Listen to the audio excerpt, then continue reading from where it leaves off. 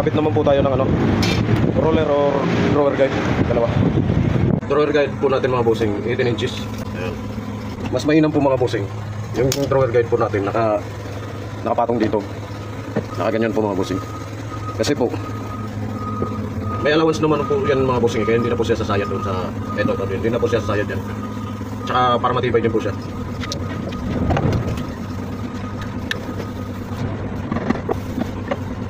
Nagwawansihin po ako dito mga bossing. Ito.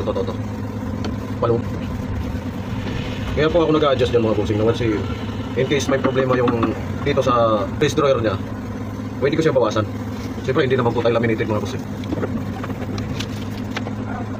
Yung unang lagyan nyo po mga bossing, yung mahabang lagayan ng tornilyo para may adjust nyo atras pa loob, atras loob.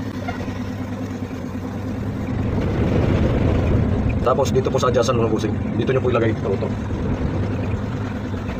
Kung gusto nyo talaga dyan, wala naman po problema. Problema lang, kapag yung box nyo medyo maliit, hindi nyo siya masisikwat mga boss. Sa baganap, nakapix na kayo doon.